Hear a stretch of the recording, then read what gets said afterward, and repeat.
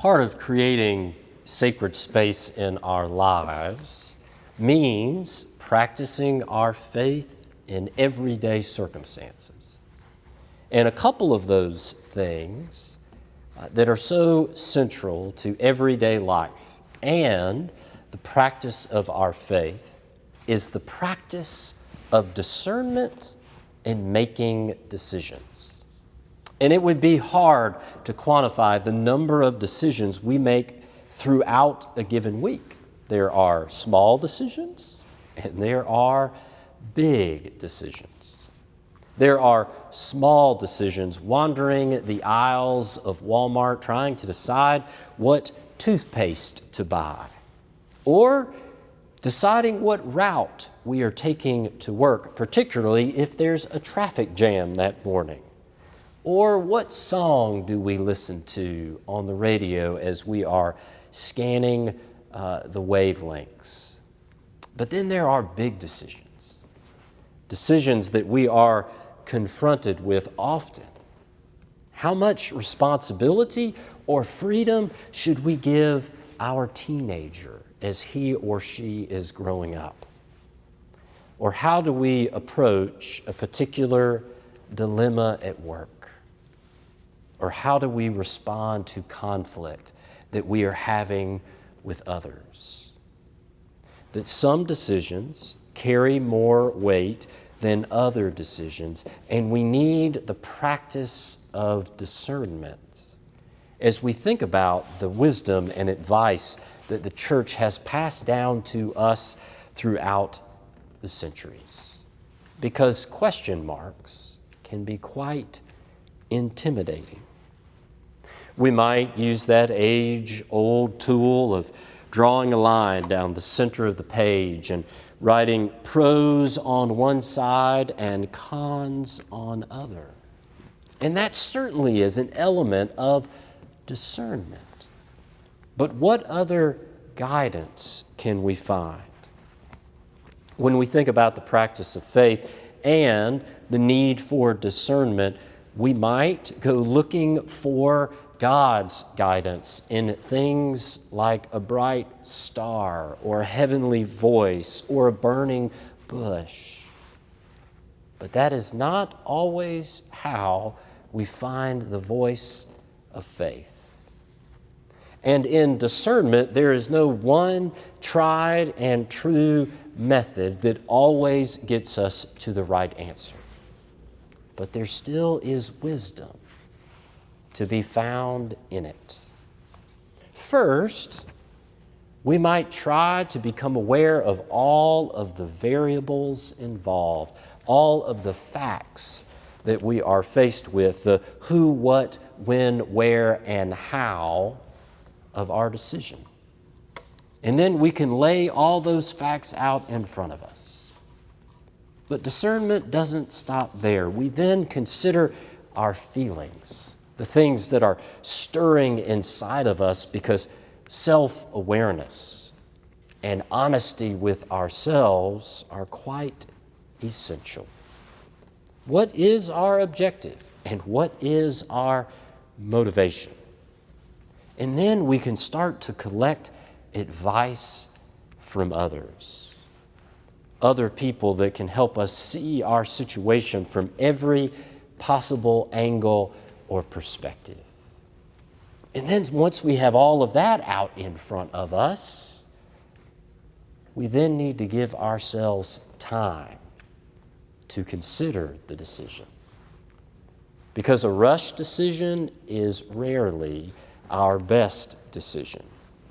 That we can easily deceive ourselves when we get in a hurry. And then finally, as we have everything out in front of us and we take the time that we need, we can then step back and consider the biggest picture. That what is God's desires for this world? And how do those desires line up with the decision that is in front of us? Now, some decisions weigh so much, they are so heavy, we're not meant to carry them by ourselves. So we lean on the community of faith, that the church can help us practice discernment. Friends can help point out our blind spots. Friends can help affirm our inclinations. And they can help us when we are standing at what feels like a fork in the road. Whenever we envision that fork in the road, a path that diverges in two different directions, I cannot help but think about that poem by Robert Frost, The Road Not Taken. Two roads diverged in a yellow wood, and sorry I could not travel both and be one traveler. Long I stood and looked down one as far as I could to where it bent in the undergrowth. Then I took the other as just as fair, and having perhaps the better claim because it was grassy and wanted wear, though as for that passing there had worn really about the same. And both that morning equally lay in leaves no step had trodden black. Oh, I kept the first for another day, yet knowing how way leads on to way, I doubted if I should ever come back. I shall be telling this with a sigh somewhere ages and ages hence. Two roads diverged in a wood, and I took the one less traveled by. And that has made all the difference. That a community of faith can give us strength sometimes to take the road less traveled. But it's more than that. Because when we stand there at a fork in the road, sometimes we are scared that if we make the wrong decision, everything else will fall apart. And not only that, so many times we stand at a fork in the road with not just two choices, but multiple choices. And we're paralyzed by the decision in front of us. That the community of faith reminds us that no one decision defines our lives. That no matter what decision we make, there will be the next decision and the one after that. That our lives are made up of countless decisions. That if we make one decision, it doesn't mean everything else will fall apart. And whatever decision we make, either way, God goes with us. That the community of faith can help us practice discernment by giving us strength and support, but also because we benefit from others who have had similar experiences. And we benefit from others who have had different experiences. That we can collect all of that wisdom and it can inform the decision that we make in front of us. And we have to remember that God is used to living out of a suitcase. That whenever I have to live out of a suitcase, it is exhausting. Even if it's just 1 week, I am always relieved to come back home. That it's fun to travel, but it is also a relief to be back home, where everything is back in its place, so to speak. But when we travel throughout this life, in the decisions that we make before us, wherever we are going, God is used to living out of a suitcase. God is used to going with us.